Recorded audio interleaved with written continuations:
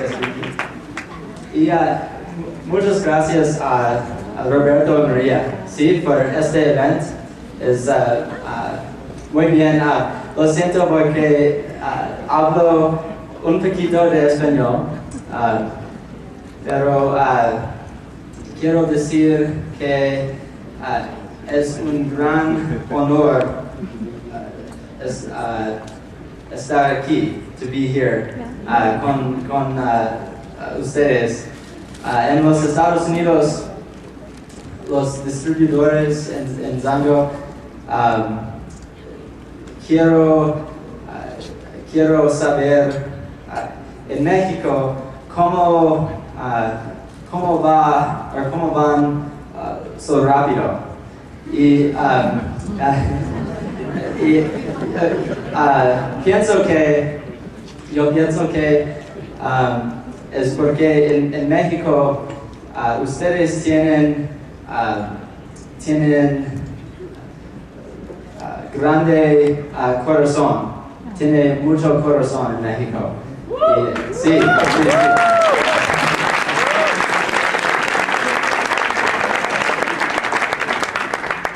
Y este es todo lo que quiero hablar en español.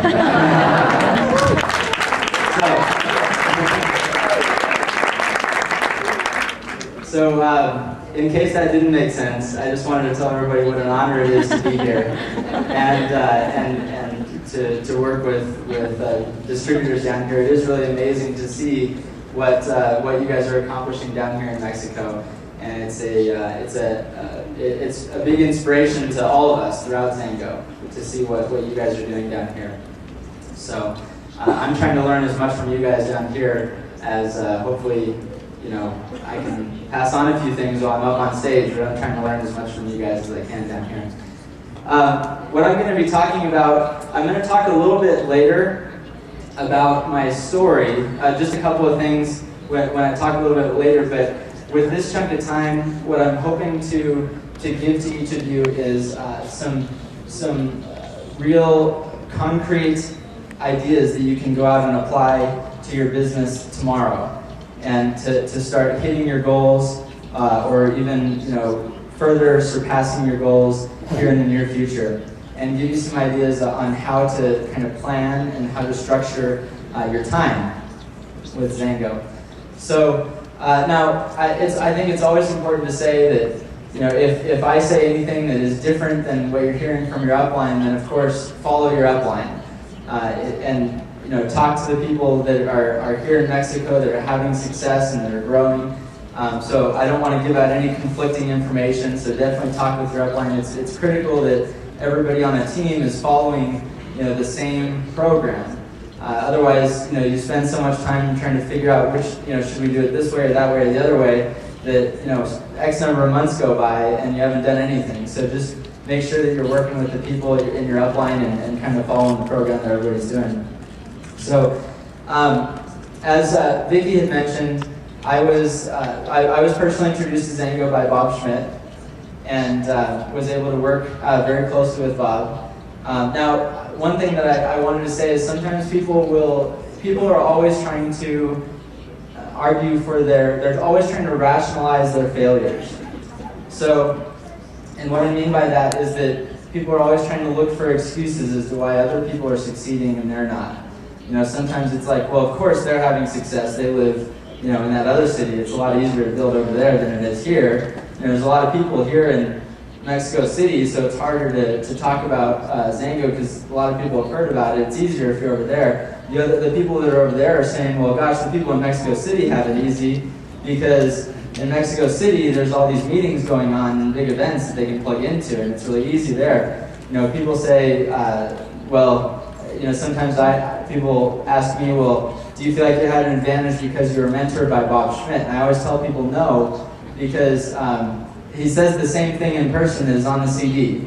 If there was any like secrets that were passed, if you got to sit down with him in person, it's all right there on the CDs that Bob has put out there.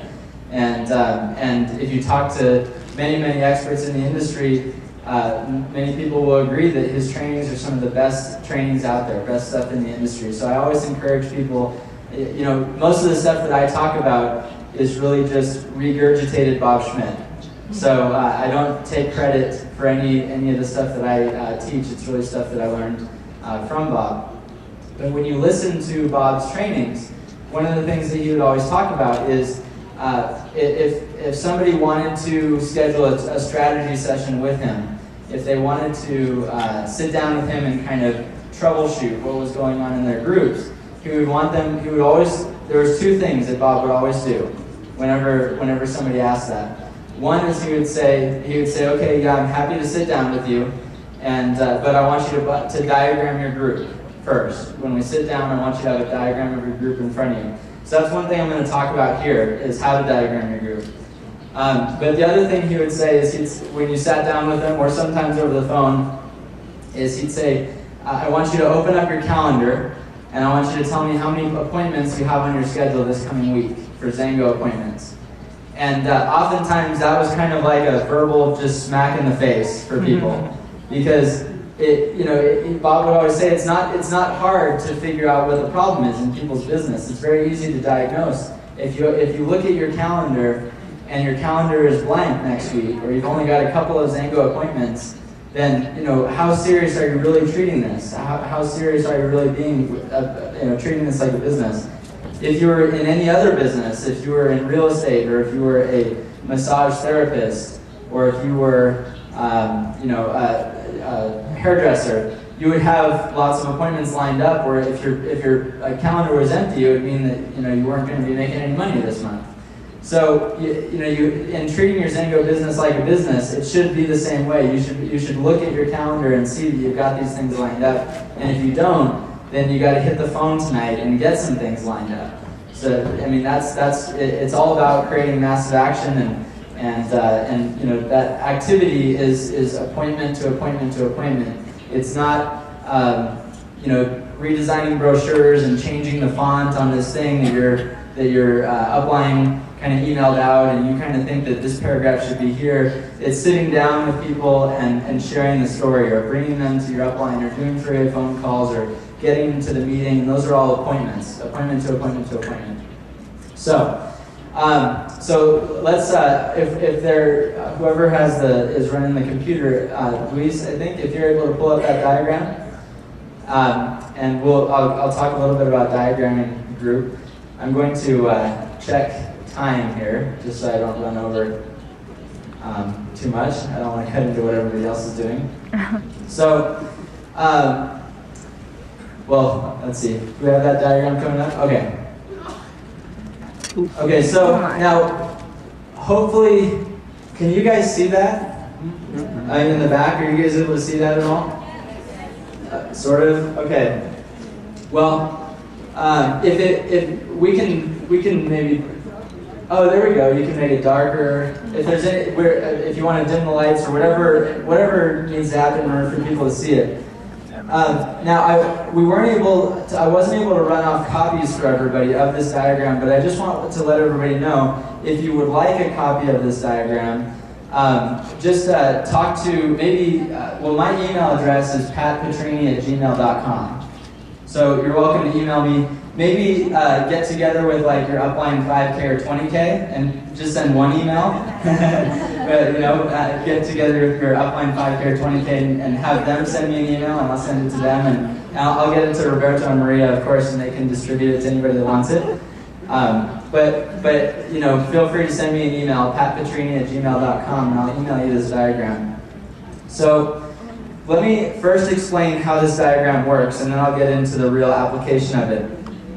I highlighted a few things just to make it clearer, but what this diagram shows you is it allows you to diagram the first 3 levels of your organization, and by going 5 by 5 by 5.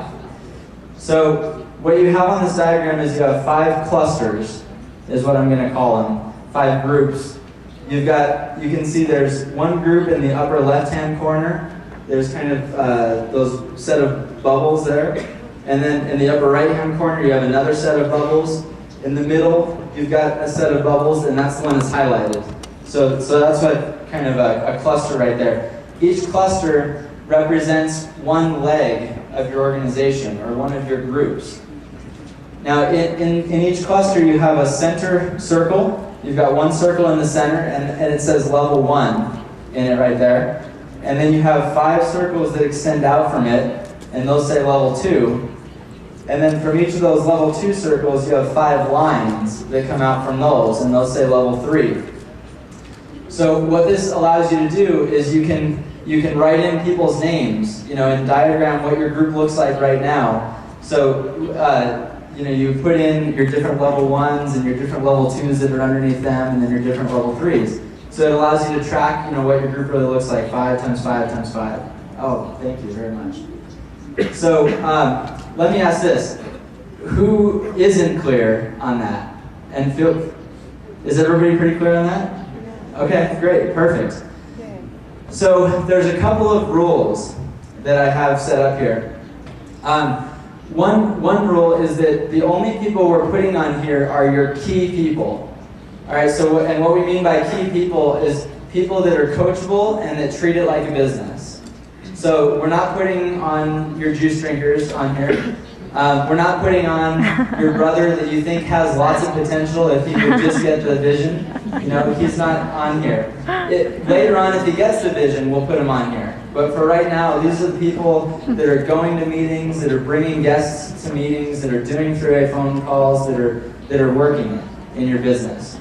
Okay, so you would put on right up here. You put your strongest frontline person, and right up here you might put your second strongest frontline person. Right here you put your third strongest frontline person. So now I also want to throw out there that if you're fairly new, if you're a 1K or a 5K or maybe even a 20K, and if you fill out this diagram, if your group looks really small on this diagram, don't be depressed. It's okay.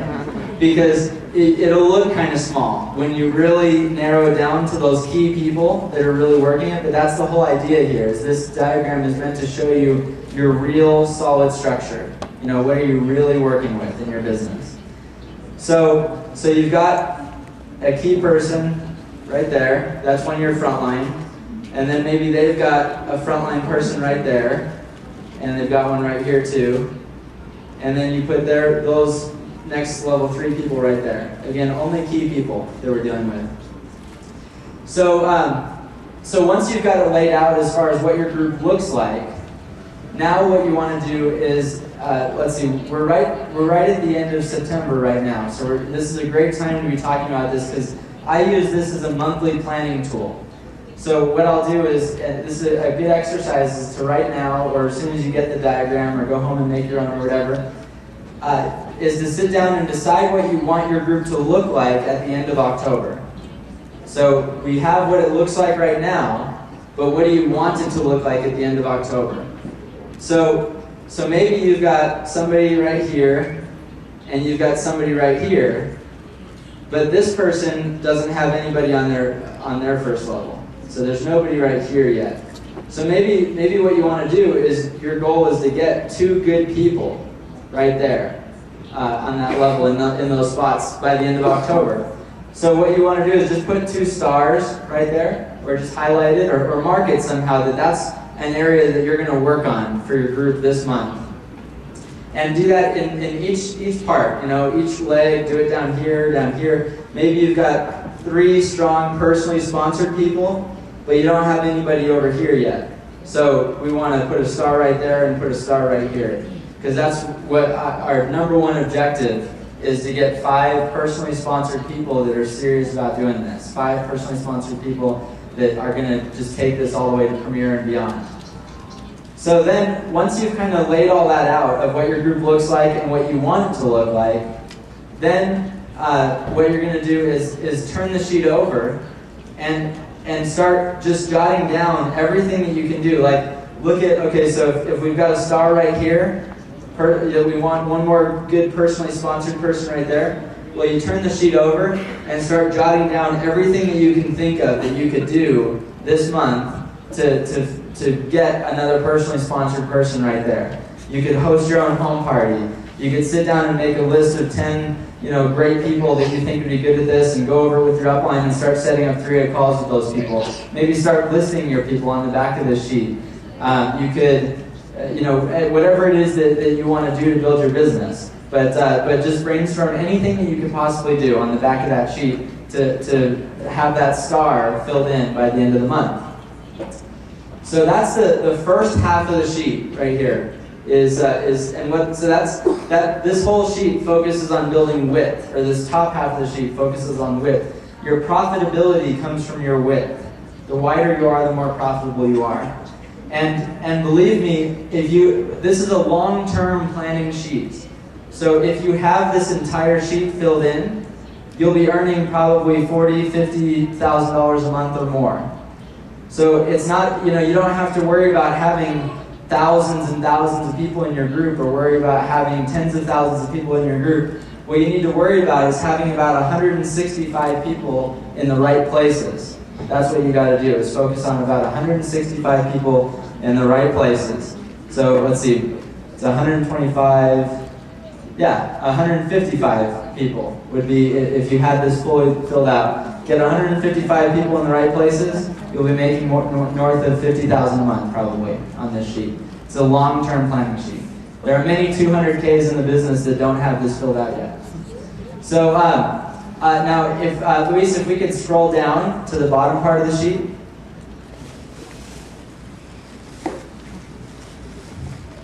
So this bottom part here, perfect. This bottom part here is where we get to focus on depth. Okay, so the top part of the sheet focuses on width.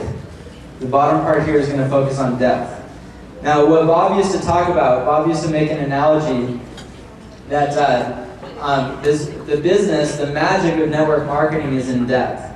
And he'd make an analogy to if you're trying to split a log. He'd say, no matter how big the log, no matter how big of a log you have, and no matter how big of a wedge you have, you drive a wedge into a log to split it. It doesn't matter if you've got a small wedge and a huge log. It doesn't matter the size of the wedge, the size of the log.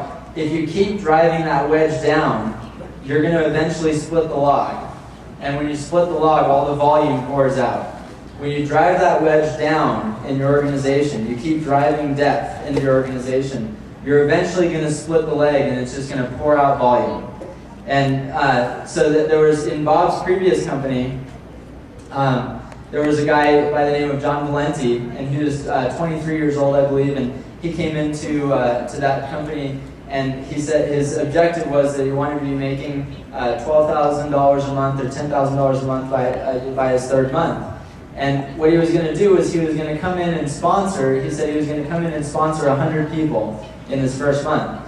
And Bob said, you sponsor 100 people in your first month, you're going to be making $50 a month. What you need to do is sponsor 3 good people and drive those legs 10 deep. So don't worry about signing up 100 people, sign up 30 people, but get 3 good people and drive it 10 deep, and you'll be making $10,000 a month. And so that's exactly what the guy did. Is in his first month, he found 3 good people, and then you just focused on driving those legs 10 deep. And by his third month, his check was $12,000 or $14,000 in his third month. So, the way that this diagram works, it's similar to the top, but it's all about depth. What you want to do is over here for key group number 1, you would put in your best personally sponsored person would go right here. So your top personally sponsored builder would go right there. And then right underneath them, right here, would be their top personally sponsored builder. And then their top personally sponsored builder. And so on and so on and so on. And maybe it only goes down, 3 or 4 levels in your group right now. And then over here, you take your second best personally sponsored builder. For me, my top personally sponsored distributor is a young guy by the name of Troy Ashworth. So Troy would go right here. And Troy's top personally sponsored distributor is Albert Molosky. So Albert would go right here. So then right here in key group number 2, that would be my parents. They're my second largest distributor, personally sponsored. So they'd go right here. And then their top personally sponsored person would go right here. And so on and so on and so on. And then you do the same thing for your third group. So Now, there is a kind of a right way and a wrong way to do this. What we're not trying to encourage here is that you're just putting people underneath it. That's not what we mean by driving depth. It's not that you sign up somebody and then you stick somebody underneath them and stick somebody underneath them and stick somebody underneath them. What you're trying to do is you want to personally sponsor somebody and help that new person to bring on one of their contacts, and then help that new person to bring on one of their contacts, help that person to bring on one of their contacts.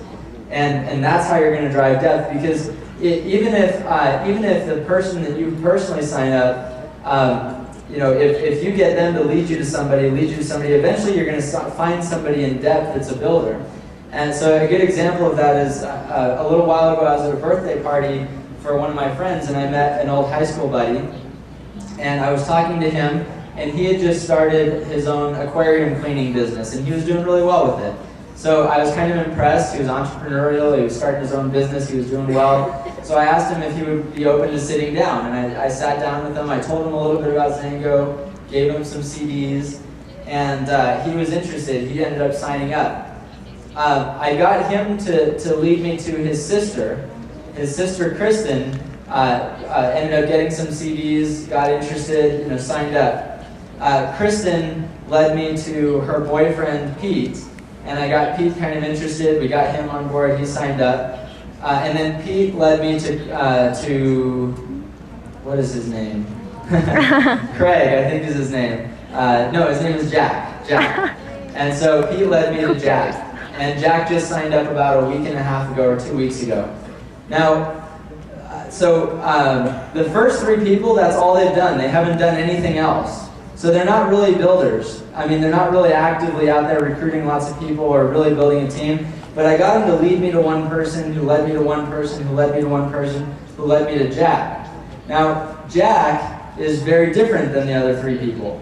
Jack is making his list of people. We've been on the phone going over his list. He's setting up three-way phone calls. He has his first three-way phone call with me on Tuesday of this week. Jack's coming to convention in Salt Lake City. Jack signed up and purchased all the tools that I encouraged him to purchase right up front. Jack is very coachable, and Jack is treating this like a business. Very different than the other three people. But so, I want the other three people to succeed, but do I care a lot? It's not really a big deal whether they quit or, but they're never going to quit because they've got Jack. See, Jack locks all three of them in. So that's the magic of depth, is that I got them to lead me to so-and-so, who led me to so-and-so, who led me to so-and-so, who led me to Jack. And Jack is on fire, he's going to convention, he's going to keep all of them in the business. Yeah, and then I'm going to get Jack to lead me to somebody, and then to get that person to lead me to somebody else. But I'm going to keep on working with Jack. I'm going to spend a lot of time and energy on developing Jack, because he's coachable, he's treating it like a business. And Jack, now maybe the other three people will come around later, but it doesn't matter. I can turn that leg into a premier leg if all I've got is Jack. And if Jack maybe gets excited now, and then he loses his excitement in a couple weeks, well, that's okay, because this week I'm getting Jack to lead me to 5 or 6 of his people, and I'm going to get at least a few of them signed up. So then I'm going to get them to, so if you understand the magic of working depth, you have an unlimited resource of people. You'll never run out of people to talk to if you learn how to work depth. And if you drive 3 legs 10 deep, it's practically guaranteed that you're going to find some builders in there. And those builders are going to make those legs grow and burst in volume. It'd be almost impossible if all you did was focus on this bottom part and drive 3 legs 10 deep. It'd be almost impossible to not be earning $100,000 a year just with that part of it. Now, if you had filled in the whole thing, then you're done. If you fill in the whole thing, then you're talking about a massive income. So, but it's the same thing though. Over here, you fill in what your group looks like right now, and then fill in the stars, what you want it to look like at the end of October, and then flip that sheet over and just start brainstorming anything that you can do to fill in those stars by the end of October. So now you've created kind of a big to-do list, right? You've brainstormed all these things, all these people you can talk to. You can have some home parties. You can get so-and-so to have a home party. You can talk to Jose and get him to make his top 10 list of his best 10 candidates, and then start talking to those people. You brainstorm all these different things you can do to fill in those stars. And so now what we want to do is we want to look at that list of all those different things and break it down to what we see as being the most productive things. What are the best possible things? There's always a spectrum of you've got really high quality activities versus lower quality activities. So high quality activities are making a list of people that you know that have great qualities, that are coachable, that are industrious, that have great people skills, that are really entrepreneurial, and then starting to talk to those people and introduce them to your upline and bring them to the events. Those are very high quality activities. Somewhere in the middle, you've got maybe doing, if you're buying leads or doing any stuff like that, it's a colder market approach, and it tends to be yield less for your efforts. It's not a bad thing. It just is not as high quality of an activity as warm market, best and brightest people that you're working with over here. And then on the opposite end of the spectrum, you've got like opening up a phone book and just randomly dialing somebody and asking if they want to hear about Zango. And that's over here. Not a bad thing also, but probably not as the best use of your time. You're still trying to get the word out there about Zango, and that's good, but there's probably better things you could be doing with your time. So you're trying to kind of lay out what are the best possible activities that you could be doing, and then focus on those first, and then break it down a little bit. What are you going to do this week? What are the activities that you want to make sure have been done this week? We want to get so-and-so to schedule a home party. We want this person to get their top 10 list done. What's going to get done this week? And then break that down even further. What are you going to do tomorrow? And have a handful of activities that you're going to do tomorrow that are going to help you move you in the direction of filling in the sheet to what you want it to look like by the end of October. And then now you've got it broken down, and now it's just a matter of executing, right? And that's where most people drop the ball in this business. It's really execution and application where people drop the ball. If you've got some of the training CDs and if you've come to some of these training events, all the information that you need to know, you probably know most of what you need to know about how to build this business. Most people don't fail in this business because of not knowing what to do. They fail because of not doing what they know to do, or not doing what they've kind of been coached to do. I always tell people, Bob Schmidt has a CD called Setting Successful Appointments. And one of the things that Bob says on that CD is when you're calling somebody to see if they can come to this event, a meeting that's going on, he tells you exactly what to say. He says the first thing that you should say is, what do you have on your calendar Thursday at 7 o'clock? Those should be the first words out of your mouth when you make that phone call. But most people will listen to that CD and then go home and start calling people, and the first thing that they say is, hey, there's this great event that, and network marketing and juice and mangosteen and 9 levels of compensation and, Thursday night. And they're not applying what is on the CD. If you listen to that CD and then you do anything other than saying, what do you have on your schedule Thursday at 7 o'clock, then you're not applying the information that was on the CD. And there's different way of doing things, people have different styles, whatever, but if you're struggling to find something that works, if what you're doing isn't working, then you need to dig into some of the material that's put out by the people that have had success, and you can't just listen to it, you got to actually apply the information. So that's where I find most of the people that drop the ball.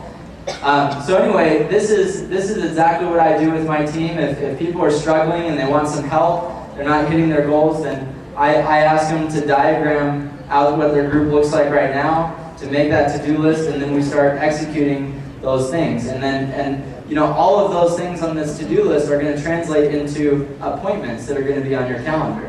So ultimately, it's that same thing. If you look at your calendar and your calendar isn't full of some different activities to be doing with your business, then we got to kind of start back at diagramming, making lists, and then setting appointments. So now just a little bit more about working depth. Actually, let me just check how I'm doing on time. And from working depth, there's there's some skill involved in working depth. Bob would always say that there's only 2 skills that you need to know in this business, and that's recruiting and getting people started. So my number one thing that I can tell you as far as recruiting is to be using your upline. It's just by far the most important thing to be doing. If you're trying to do it yourself, you're going to work really, really hard. You might have success, but the odds are against you. You're going to be far, far more successful if you bring in your upline. Like what Doug Wheatsey says, he says that your friends and family, they'll trust you, but they won't believe you, right? And we've all experienced that. They trust you, so you can bring them to the table, but if you tell them about Zango, they're not going to believe you about Zango. You've got to get them to hear it from somebody else. So you've got to be using your upline. Even if you think your upline does a terrible job of presenting and you could do way better, whatever, that's not the point. The point is that they're not you. That's the point. And that's going to have more of an impact on the people that you know than you can have on them.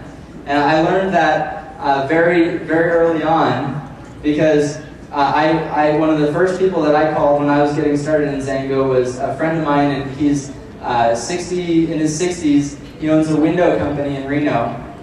And I was so excited about Zango. I was fired up. I was listening to Sherman Ungerfer's The Magic Wand CD just over and over and over again in my car. Everywhere I went, I was just memorizing this CD, just listening to it over and over again. So I called up my friend John, and I asked him to meet me for lunch.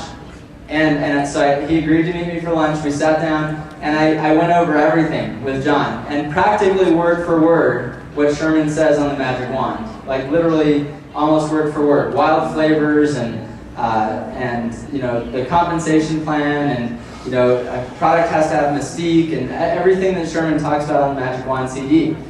And when we finished the appointment, John said, "Well, I'm definitely not interested in the business, but I'd be willing to try the product." So I said, "Okay." So we got him signed up, ordered some juice, but I invited him to an event that we were having the next week, and Sherman was coming into town in Reno. And if you know Sherman, he says the same thing every time, right? If you've been to an event with Sherman, it's practically word for word when he's up on stage of what's on the Magic Wand. He's just a machine. He says the same thing, and he just duplicates, right? So I brought John to the meeting, and John heard Sherman. And again, I said practically the same stuff that Sherman said, like almost word for word. And when John walked out of that meeting, he was like, "This is amazing. I can't even believe what their hands up." He was fired up about the business and like ready to go. And I was just like, "I told you all of that." But he wouldn't hear it from me. He had to hear it from somebody else. That's just the way it works. So don't fight it. It's like Jim Rohn says, it's just the way it is, right? So that's recruiting. It is just bring in, use the tools, use your upline, use the events, and the recruiting is going to be very simple for you if you use your resources. But so the challenge, one of the more challenging parts, I think, for most people is getting people started. So, for getting people started, again, follow whatever system your upline uses for getting people started. But one thing that you want to always keep in the back of your mind is the most important thing in getting somebody started is you've got to get somebody underneath them as fast as possible. The network marketing is built on equity. The reason that you don't quit is because you've got equity underneath you. That's the only reason people don't quit. It doesn't matter if people are ordering the juice, and if there's somebody that's not getting any results, they don't like the taste of it, whatever, if they're making $300 a month and it's costing them $200 a month, they'll never quit, right? I don't know how the tax advantages work down here, but in the US we always talk about tax advantages, because if they understand that, they'll never quit. So it's about building equity with people. You've got to get people underneath them as fast as possible so that you lock those people in. So what you've got to think in the back of your head is, as soon as you sign somebody up, doesn't matter how excited they are, doesn't matter how much potential you think they have, you've got to have in the back of your mind that they're going to quit in the next 30 days unless you can get somebody underneath them. So that's like prime objective, is to get somebody underneath them. We want to get their list, we want to go over that list, and then we want them to connect us with those people. Sometimes I'll even call those people myself If the person that I just signed up is not, or if the person that just signed up wherever in my group, if I don't think they're going to be able to get those people in touch with me, then I might call them myself and try to set the appointment myself. But that's another thing though, if you don't think that this person is capable of getting you in front of some people, then there's no point in signing that person up anyway. If you don't think that they can put you in front of some people. Don't kill yourself. It's like Jim Rohn talks about the ducks and the eagles, right? You can have ducks, put little signs on them that says I'm a duck. You can put signs on them that says I'm an eagle, put little eagle hats on them, send them to eagle school. They're still ducks, right? So don't try to change that.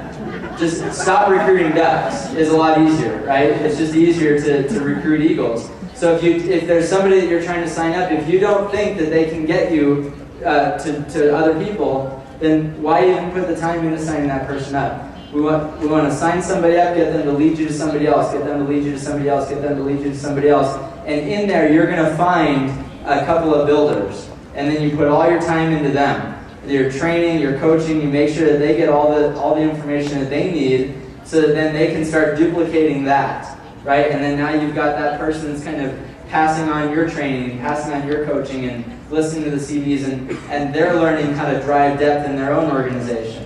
And they're signing somebody up and getting them to lead you to somebody else. And one of the things that you also have to get good at is getting people to not only lead you to other people, but to lead you to their best people. Because if left to their own devices, people will always recruit down. So you'll sign somebody up, and they'll have less credibility and less influence than you do. And that's why you were comfortable talking to them, because you kind of see them as just being a step lower than you. It's easier to talk to them.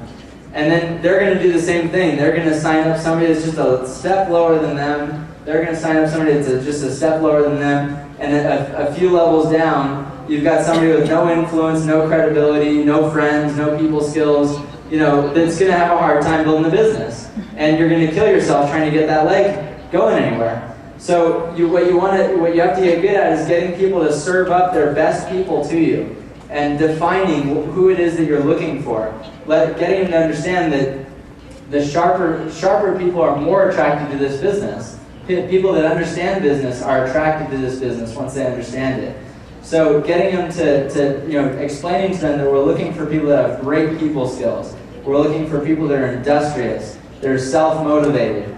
If you go to the gyms in January, they're packed, right, with New Year's resolutions all over the place.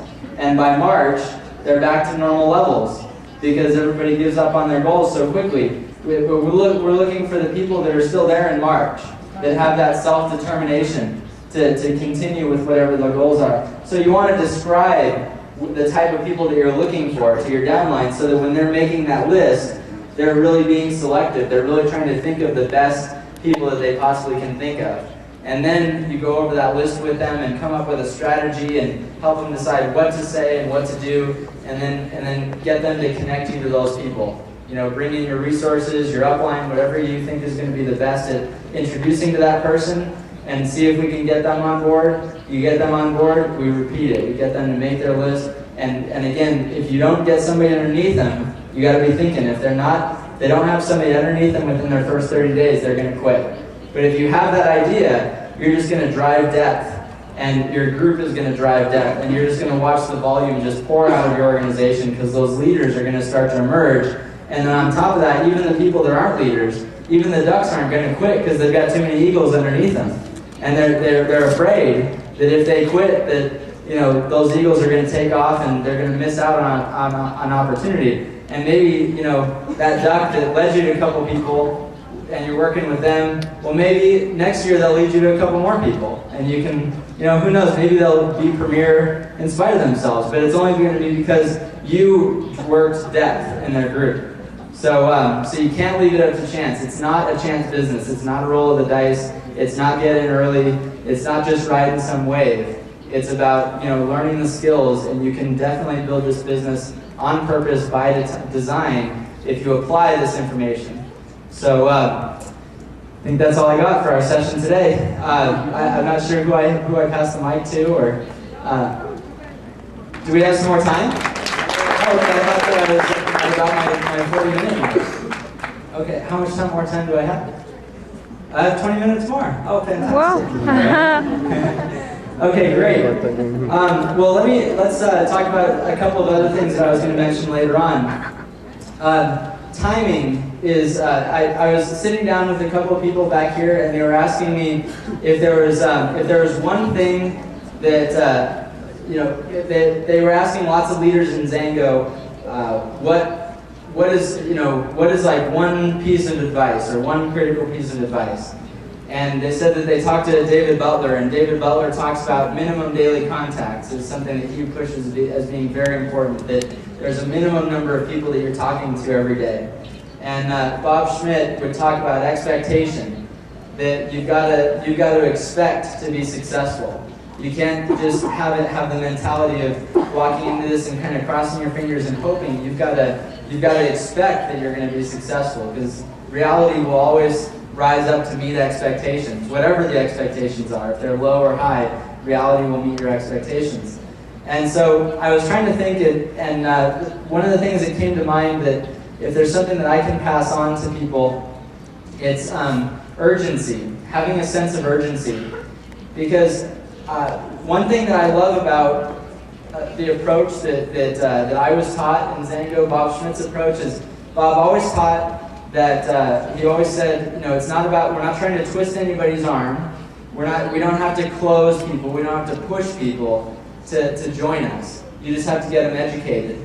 And that's true. If you've got something really valuable, if you've got a great opportunity and a great product, you don't have to close people and push them and be really salesy and stuff like that. So that's absolutely true. But I think sometimes people can take that sort of a thought and kind of go too far with it and get really relaxed and kind of comfortable, and just believing that it's just going to happen.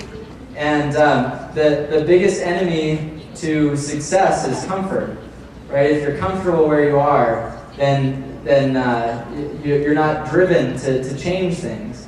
That's I think is one of our biggest enemies in the United States, is comfort. In spite of us going through a recession right now, people are less comfortable than they were a few years ago, but they're still not in a survival mode, where they're really forced to get out there and act. And so it's the biggest enemy that I feel like we fight, is comfort. So you have to create that urgency. There has to be that burning desire to make this happen today, tomorrow, to have it happen yesterday, to build this business. So when you're talking to people, I always am telling people that, there's no pressure, and it's okay whatever they decide, but I also am trying to instill a sense of urgency that, if you're going to listen to this CD, then listen to it, and let's meet up again tomorrow. Let's not let a week go by. Let's not if you're excited about building this business, let's not make a list of people and get back together in a couple weeks. Let's make a list, and let's talk tonight and go over your list. Let's get things happening now. And so having that sense of urgency. And Jim Rohn talks about, I thought that was especially applicable for here in Mexico, because from a timing standpoint, because Jim Rohn, what he talks about is that there's, everything moves in waves. Everything has a cycle. Every product has a cycle. Every business has a cycle. Everything moves in waves, and the only constant is change. And so after every period of expansion, you just have to know that there will always be a period of recession. After every growth, there's always a downturn in everything. In the stock market, in real estate, in Zango, in any business, in your personal life, in your love life. There's always good times followed by harder times, but then always following the good times, or always following the harder times is always good times again. Expansion always follows recession, right? So down here in Mexico, you guys are in an expansion period right now. You guys are having great growth down here. There's lots of great things happening. And if that's not happening in your group right now, then you need to get out and talk to the people that are experiencing that and figure out what's going on and what they're doing different. But you're in a period of expansion right now.